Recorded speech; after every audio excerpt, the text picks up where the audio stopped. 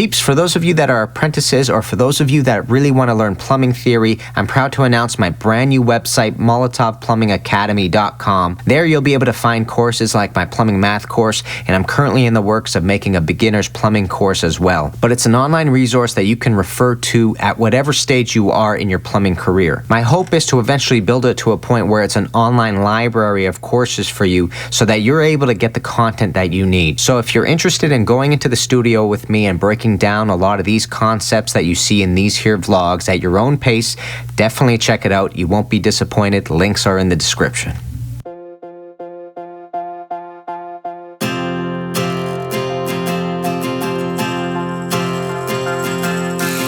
This is the hour, the darkest place. Dante's Inferno, the devil's maze. It's a good world, good world gone bad. Good morning, peeps. Welcome to another vlog. We have a juicy job today. So I ended up getting a call from a brand new customer, and they essentially brought me over and showed me this brand new vanity that they want to go in. Now, this vanity is a little bit interesting because it's a custom vanity. Literally, the customer had the idea in their mind, and what they want to do is manifest it now in their little powder room on the main floor. When I went in, I saw this beautiful oak kind of countertop that they wanted to use for the vanity. Take an old sewing machine base, and that's what it actually is. It's a sewing machine base, and then they put this piece of wood on top, and then we're going to create it into a vanity. So I was excited, but I also know at the same time when you're doing custom jobs like this, it's a little bit difficult. There's a little bit of tinkering involved, but I'm up for the challenge and excited for the day. So peeps, let's get to work. Let's have some fun. Oh, and by the way, peeps, you know what to do, baby. Let's go do some delicious plump.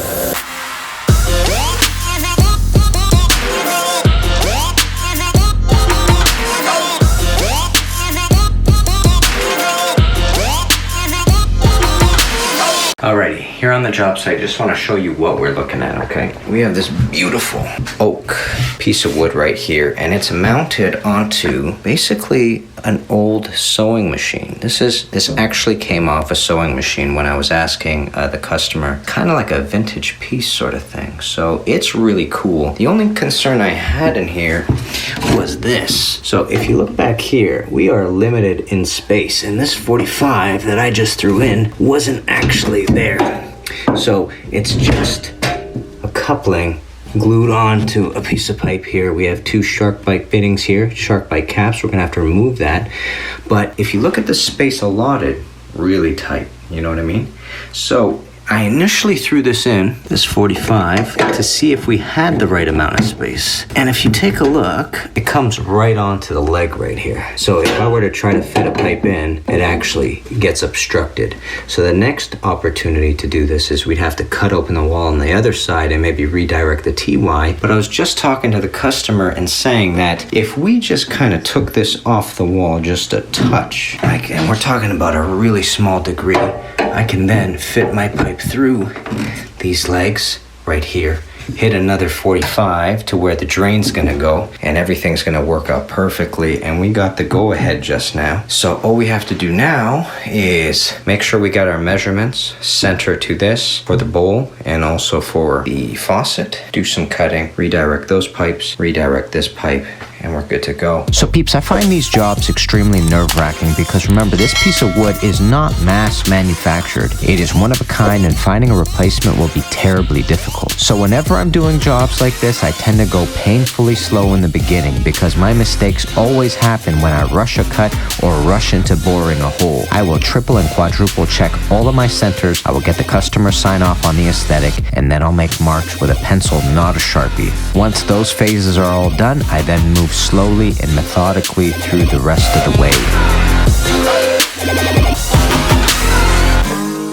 Alright, I spent quite a bit of time centering everything. That's going to be the most difficult part of this job. We got to make sure that the vanity itself is centered correctly according to certain things. So take a look here. If you look at where the laser is set up right now, follow it upwards, hits the center of the mirror, and then it hits the center of the light. And that's the whole point here. We have to make sure that the aesthetic is all on, okay?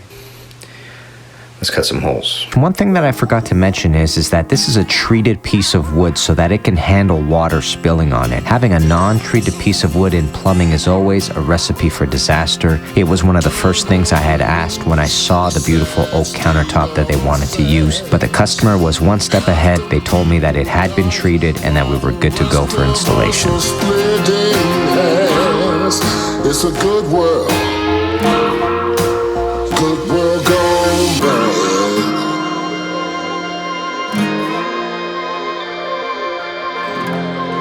Alright, found an issue we're gonna run into. Just wanted to point it out to you, okay? So it looks good, lines up really nice. This is the nut that threads from underneath to secure it to the counter. If we look down here, the threads do not come out. So I'm gonna have to actually drill upwards a larger hole that will allow this thread into it, secure it down. So I just want to show you what my game plan is, okay? Take a look. So this is the bit that we use to just cut out this hole right here, okay? That's the plug that came out basically. What I want to do is cut a hole larger from the bottom, but not go all the way through. It's got to be large enough so that this nut can fit into it. And hopefully I can actually get a set of pliers in here so that I can rotate it taut. But you see how tight that's going to be? So I'm not going to actually be able to do that smoothly. I'm going to see if I have an even larger bit. So this bit, for example, I can get my pliers pretty deep and tighten it that way. Give me 1 sec. So I ended up picking up this wrench set. It was a Home Depot buy, and it's a Husky set, and basically these will grab on to the nut that we're aiming for. So what I gotta make sure now is that this can actually fit inside the hole so that I can properly rotate it. And it looks like this bit right here would allow me to do that. So I'm gonna use the original bit to guide us through the hole, just like this. So this is going to be our pilot bit right here, and then this is the new bit that's going to start making its way upwards and hopefully make enough space so that this nut can thread in at least a good chunk of the way, and that's what we're aiming for essentially, okay? That's the game plan. Let's go. Boring holes is an activity that looks easier than it is. You are constantly fighting the drill and the drill bit to stay as straight as possible, because if it's not straight, the drill bit catches awkwardly and the drill itself would twist your wrist or hit a wall or do both at the same time. So don't be afraid to put 2 hands on it and handle the drill into the position you need.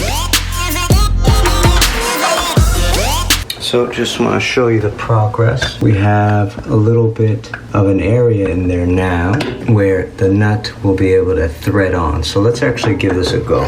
So as you can see, we secured the nut onto it. So it seems to have worked.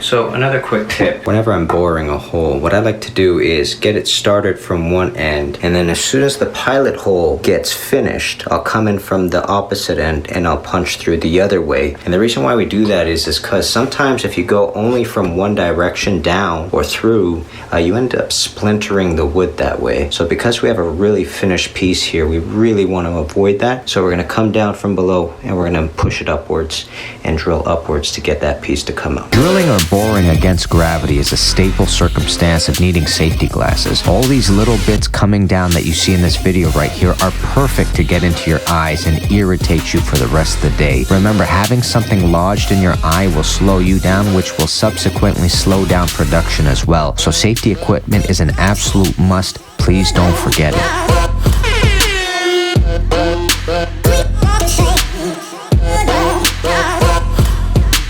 Okay, Okay, just set up the laser. Just want to show you what we're up to. I'm going to be using these 3/8 threaded rod plates, basically.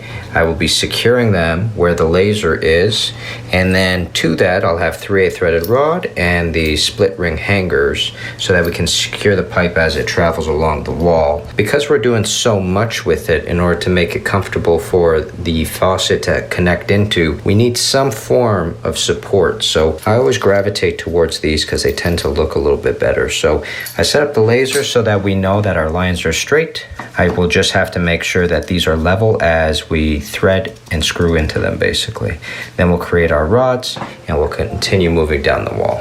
You know that moment in a video game when you know the gameplay so well that you naturally gravitate towards certain characters or certain tools that the characters have? The same thing happens in real life. Eventually you'll work with some materials that you fall in love with, and you will always be reaching for them whenever the time comes for you to do your work. Split ring hangers, threaded rod, and rod plates are my jam. I love installing them. But also notice I use the exact same plugs in the wall as well. If you go to my previous video, you'll see the exact same plugs before there too, because over the years I've learned to gravitate towards these plugs from Home Depot because they have never disappointed me. So eventually you'll have a whole arsenal of materials that you'll go to, and you will actually have a style of work so that when people know you well enough through your work, they can take a look at it and within seconds they'll know, yes, that's definitely Kenny's work, or no, Kenny would never have done that.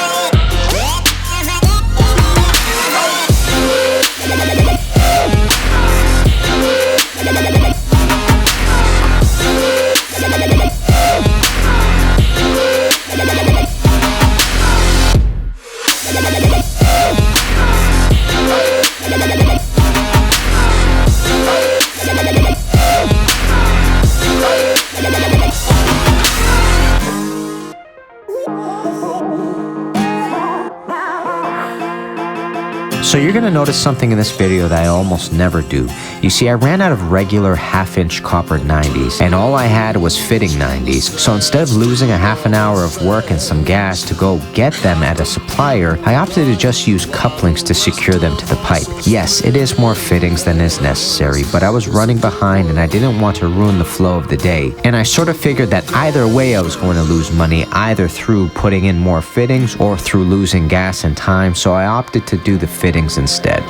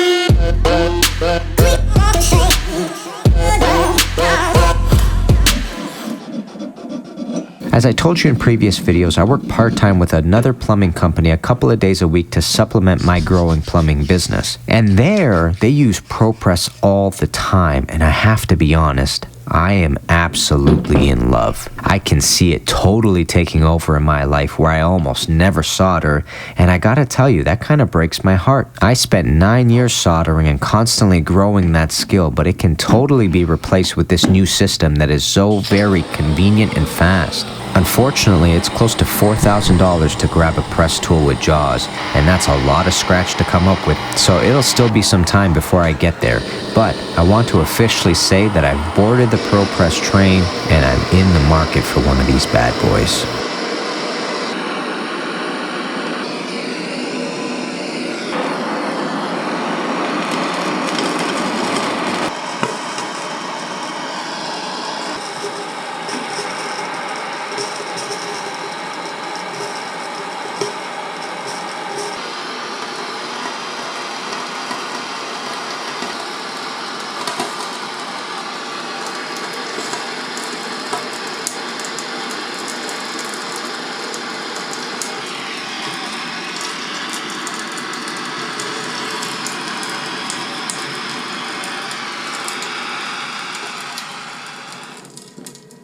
Alright, just want to show you where we're at. We just turned on the water, 2 copper pipes with the hangers like I was telling you, split ring hangers. These are the 3/8 threaded rod plates. I put the faucet on, but it's not taut because in order to put the bowl in, I'm gonna have to actually rotate this to get the bowl in, rotate it back, and then crank it tight. But we're gonna be able to put it there, make sure our centers are okay, see how it looks, and get it all connected.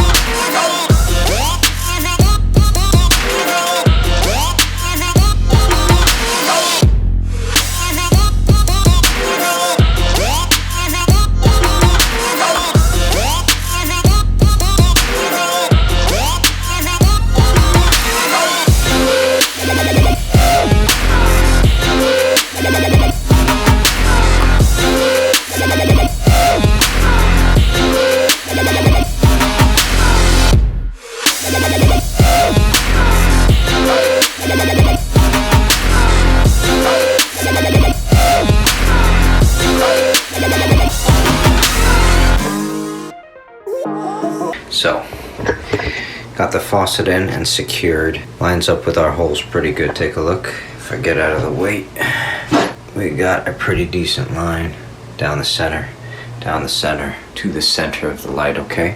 I'm gonna go ahead now and do some siliconing across so I can clean it up because I can get in there now. The moment I put everything in, I'll have a harder time basically cleaning things up. Also, I drew a very faint outline of the bowl, and we're gonna put some silicone down here as well because that is the only way, unfortunately, to secure this guy. We're gonna have to do that as soon as we put it down. Then we go ahead, connect the drain, and keep moving. Let's go.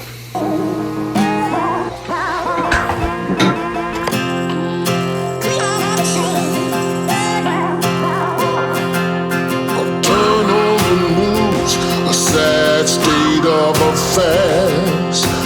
Half the people die while the rest of us are splitting hairs. It's a good world. Good world gone bad.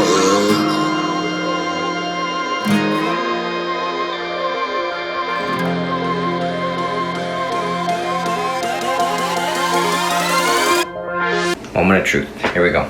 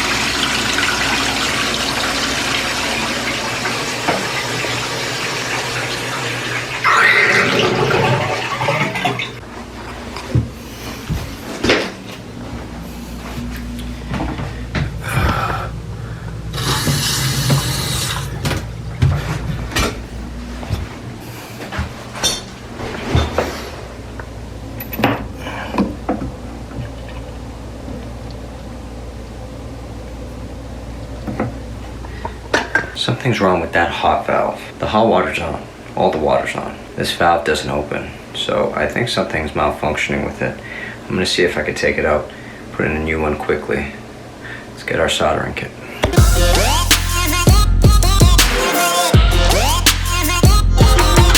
Alright, it's just such a bizarre situation because the cold water works perfectly fine. Hot water's not budging.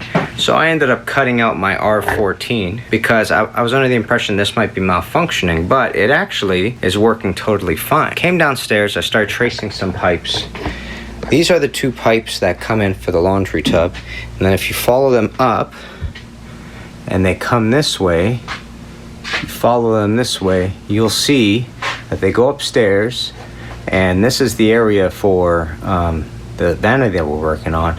This valve right here is entirely shut. So I'm under the impression this is the guy that's actually causing us the problem right here. I don't know why it's shut. I don't know who thought of coming down and doing that, but from what I gather, I think that's the culprit, and everything might have been fine. So I ended up cutting this. I don't know, it was my first idea that something was wrong with it. So I'm gonna go ahead, go upstairs, solder a new valve on, or if I have a coupling, just solder a coupling onto this, and then try this valve here, and we'll see.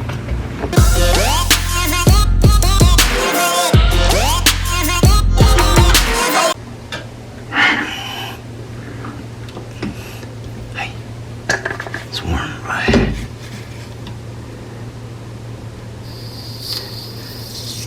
Yeah, we're in luck.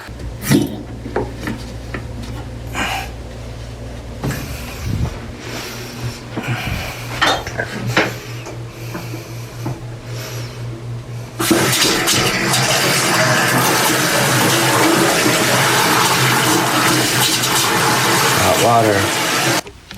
And just like that, we are done a whole day of plumbing. So that was one strange little mishap that happened at the end. It was so bizarre that the hot water wasn't working, but the cold water wasn't working. And when I was turning the valve, I couldn't help but feel like the valve turned a little bit too easily. And sometimes when that happens, it's because the valve itself is malfunctioning. So that's why I went for the incision right away and cut it out. But lo and behold, I don't know, my spidey sense was tingling, and I went downstairs and I looked up and there was a valve shut, and I was like, man, it's gotta be that. If my R19 is doing fine, then it's gotta be that, man. So anyways, peeps, that's a little bit frustrating when it happens right at the end of the day because you're the most tired, so problem solving becomes a little bit more difficult. But aside from that, look, it went in smooth. I was really happy with it. I thought it was a really pretty unit. Again, the base of it was actually from an old sewing machine, a cast iron base or whatever. So, and the wood was gorgeous, so no complaints on this end. Anyways, peeps, thanks for watching. Do me a favor, if you haven't already, hit the subscribe button down below and that bell notification so you know exactly when we're getting videos. Smash that thumbs up, share with friends, and I'll see you plumbers very soon. Kenny Molotov, guys. Peace, baby.